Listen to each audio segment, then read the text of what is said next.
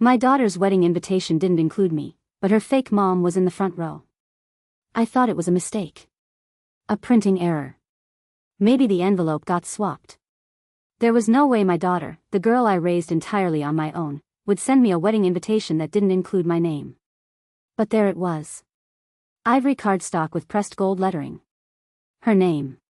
His name. The venue, date, time. And under the line that read with love and support from our families. Only the groom's parents. No mention of me. No, mother of the bride.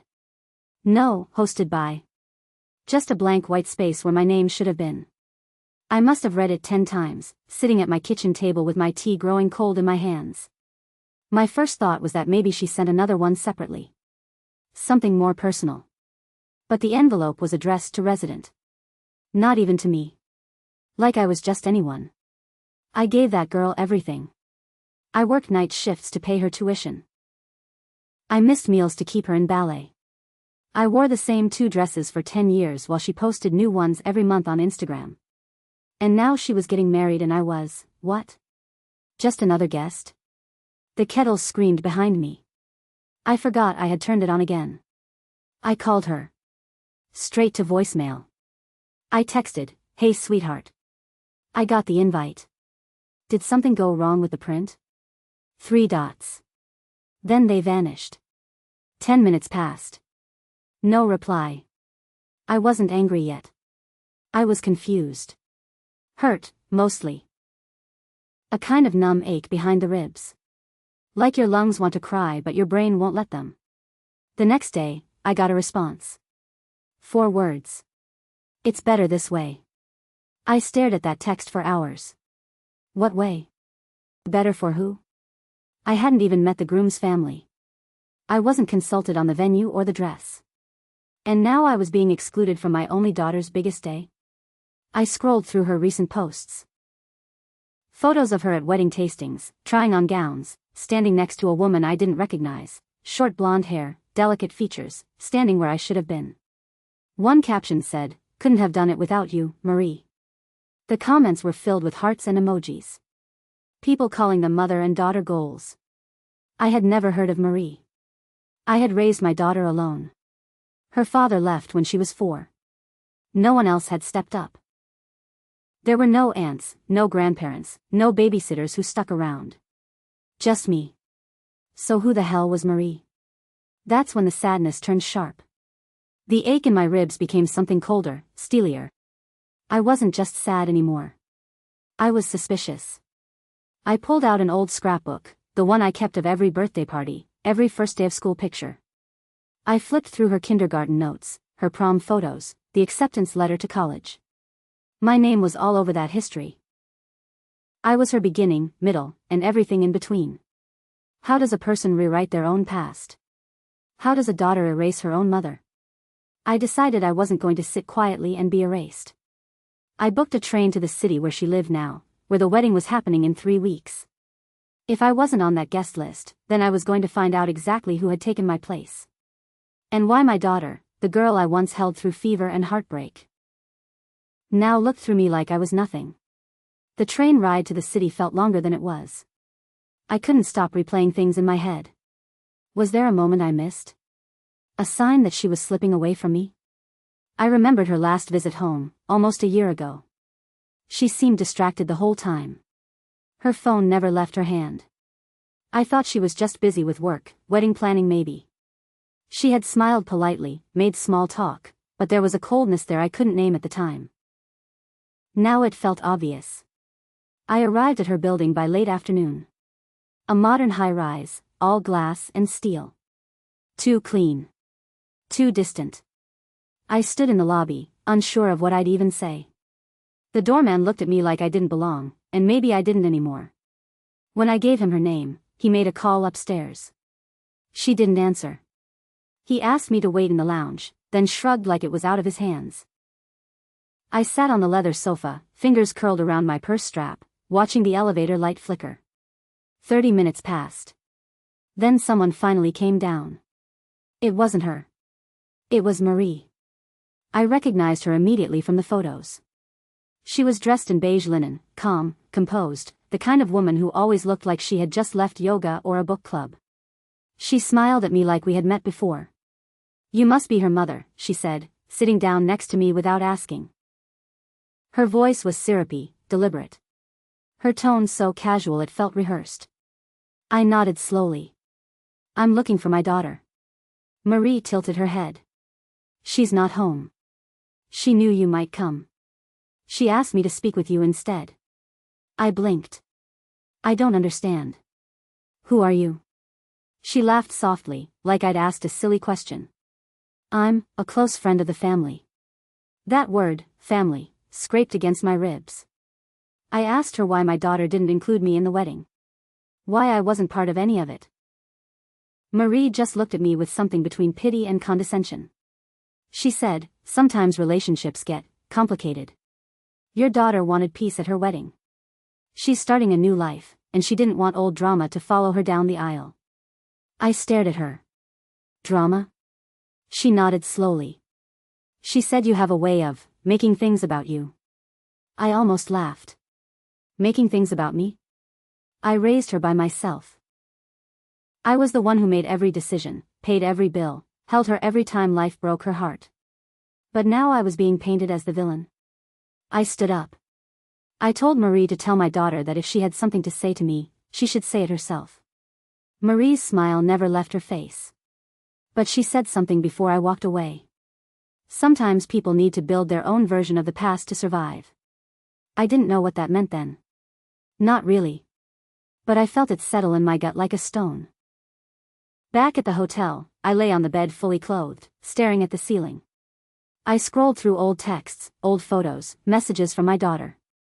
There was a shift somewhere.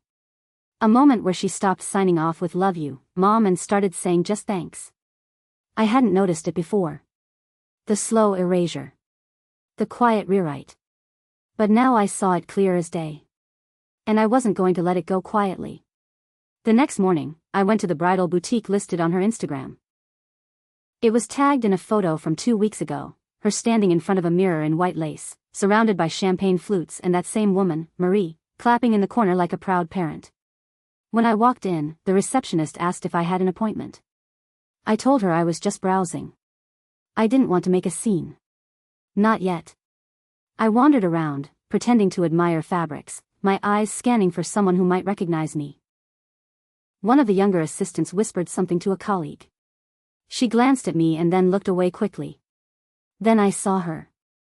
My daughter. In a separate fitting room, trying on a veil, her back to me. Her hair was pinned up in curls. For a second, I forgot why I was angry.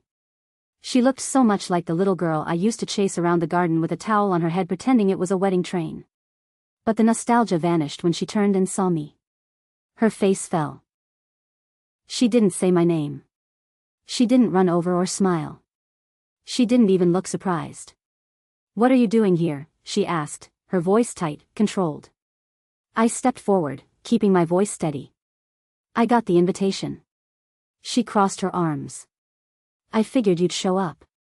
That stung. Figured I'd show up? Like I was some problem to manage? "Why am I not on the invite?" I asked. She exhaled, glanced at the assistant who quickly scurried away.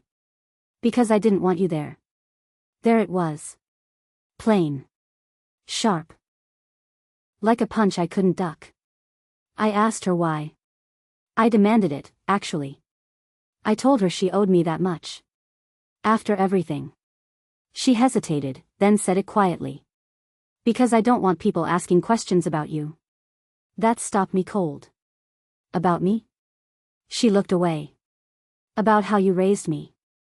About why I don't have a dad. About the way you used to fight with everyone, every boyfriend I ever had, every teacher who didn't praise me enough, every friend who didn't call me back. You were always too much." I stood there, stunned. "You mean the way I protected you? Paid for everything you needed? Held down 2 jobs so you could have your shot?" She didn't answer. I asked about Marie. "She's been more of a mom to me these past 5 years than you ever were." That did it. My voice cracked as I told her how I was there for every scraped knee, every nightmare, every school form, every goddamn parent-teacher meeting.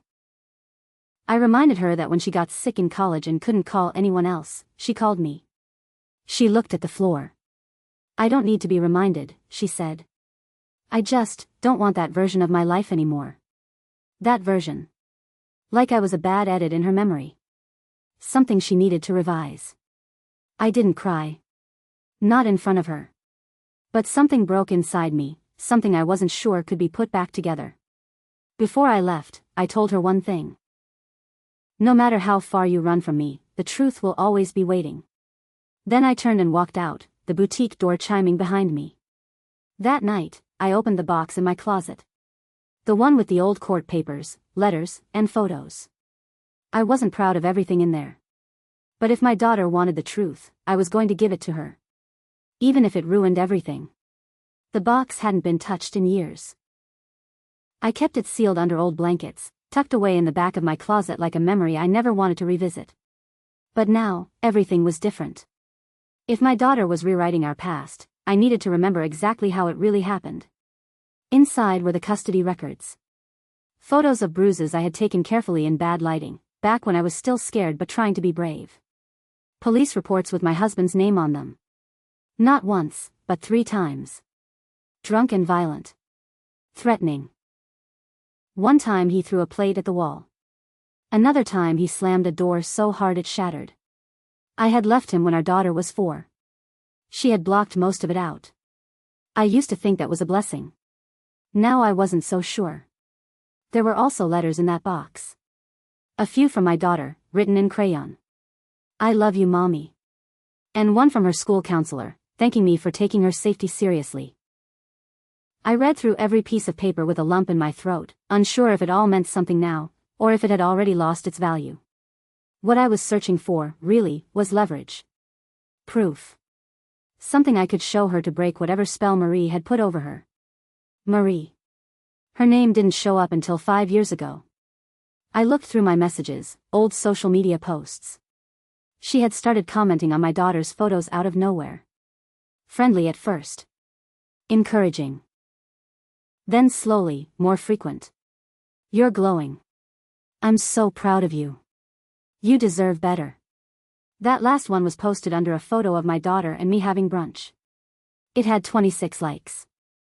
I clicked on Marie's profile. Her photos were all perfect. Dinner parties. Charity events. Smiling with glassware in hand. Expensive shoes, tasteful art, always posing with people who seemed slightly more powerful than her. She had a way of inserting herself into everything, subtly, persistently. And that's when I saw it. A picture from 2 years ago. My daughter, in a pale blue dress, standing next to Marie in a field of lavender. The caption said, "Family is what you choose." And in the comments, someone asked, "Is that your mom?" Marie replied, "Yes. Always has been." I sat back and let that sink in. That wasn't just illusion. That was a lie. And a bold one. I started printing things. Screenshots. Captions. Comments. I took photos of the old court documents, too. I didn't know what I was going to do with them yet, but I needed to hold the truth in my hands. The next day, I showed up at Marie's office. She was a PR consultant, according to LinkedIn. I wasn't dressed for a confrontation, but I didn't care. I walked in and asked to speak with her. She came out, perfectly put together, smiling like she was meeting a client for lunch. I asked her flat out why she was pretending to be my daughter's mother. Her smile didn't fade. She said, "Your daughter needed someone stable. Someone who wouldn't turn everything into a crisis." I said, "I didn't raise her in a crisis. I raised her in survival." Marie stepped closer and whispered, "And now she's surviving just fine without you." I laughed once, bitter and sharp. "You think you can erase me? But you can't. I have the truth." Marie's smile finally cracked. Just a little. Then she said, "Do you really think truth is what matters here?"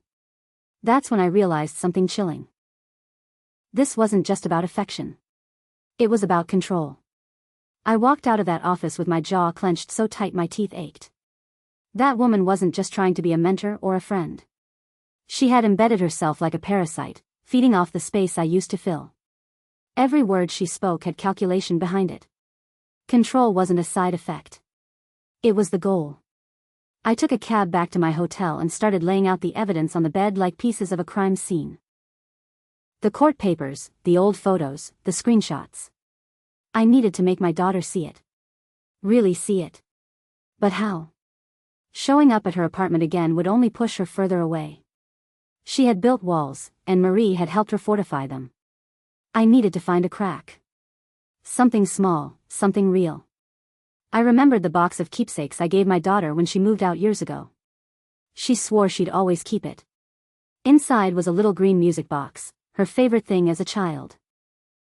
I had fixed the tiny ballerina inside 5 times. If she still had that box, if she hadn't thrown it out along with me, maybe I still stood a chance. I didn't sleep that night. I kept running scenarios in my mind. Maybe I'd write her a letter. Maybe I'd go to the wedding after all and wait outside. But no, that would humiliate us both. And Marie would spin it into more drama to validate pushing me out. The next morning, I called her. No answer. I sent a message instead. Just wrote. We need to talk. Not as mother and daughter. Just as 2 people who used to love each other. She replied 3 hours later. Just one word, fine. We met at a coffee shop far from her apartment. Neutral ground. She walked in with sunglasses still on and a defensive posture. She ordered chamomile tea and barely looked at me. I didn't ask how she was. I didn't smile. I didn't try to soften anything. I laid the folder on the table and said, I need you to see who Marie really is. She gave a half-hearted sigh, like she'd been expecting it. Mom, please don't do this again. No drama, I said. No yelling. Just facts. I slid the first page across, a printed screenshot of Marie's comment, the one where she called herself your mom. She barely glanced at it. Then the next one, an older post from a parenting blog. Marie had written a guest article. It was called Helping Children Escape Toxic Upbringings. The timeline and details were eerily close to ours. I saw her shoulders shift. Barely, but enough. I pulled out the court papers. I didn't even explain them. I just let her read. When she looked up, her face was unreadable. She asked, You saved all this? I nodded. And you never showed me? I thought you were too young. I didn't want you to carry that pain. She leaned back. I could see the war behind her eyes. Doubt fighting with loyalty.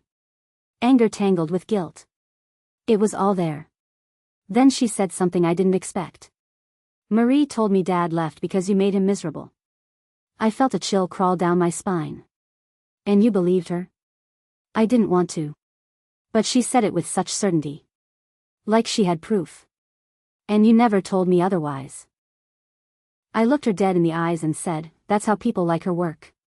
They make lies feel like truth. And they isolate you until you don't know the difference. She didn't respond. But she didn't walk away either. She sat there quietly, holding one of the court records between her fingers like it might burn her. Her lips pressed into a thin line. I didn't speak. I knew better than to rush silence. Sometimes truth needs space to settle before it starts to hurt the right way.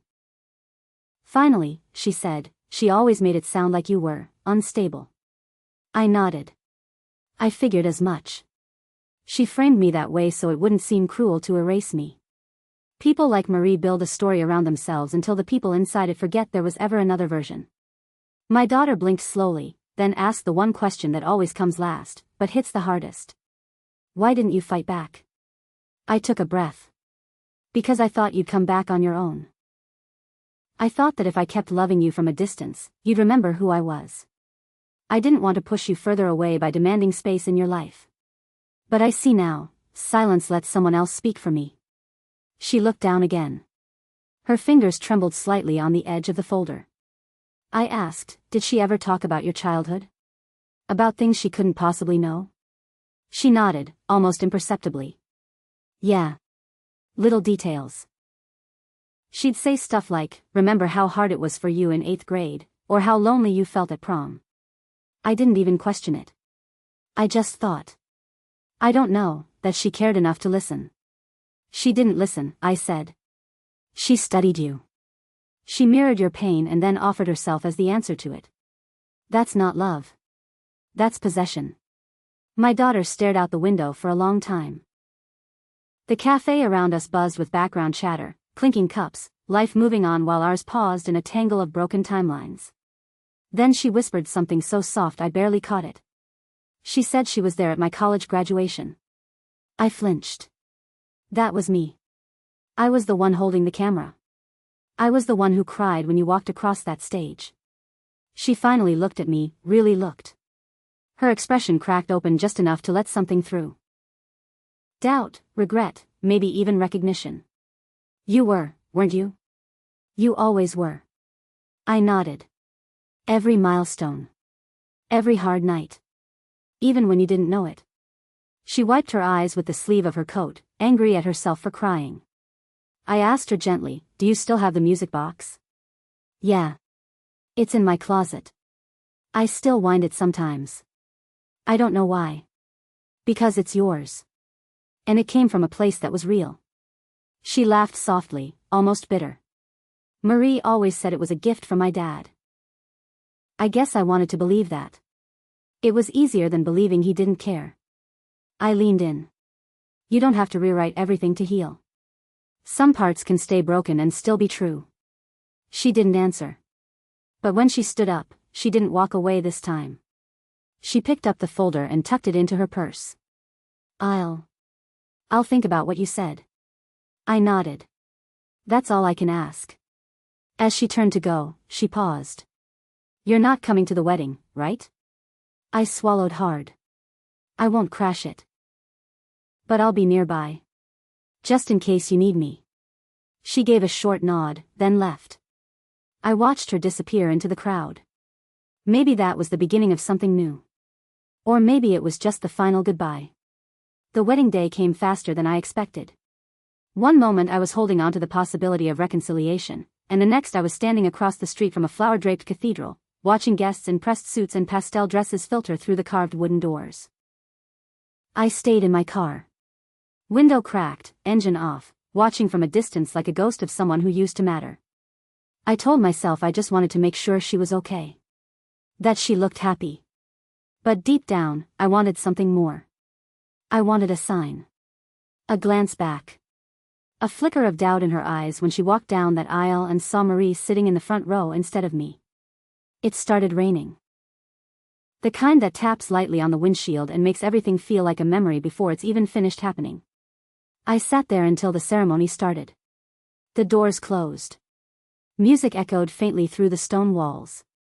My chest ached in a way I hadn't felt since the day I signed the divorce papers and packed up our tiny apartment with a toddler on my hip.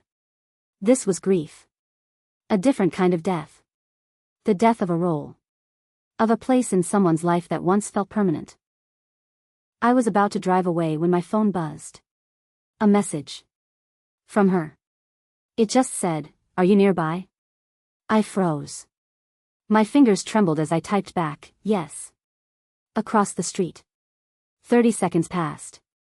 Then, "Meet me at the side entrance. Don't let Marie see you." My heart started pounding.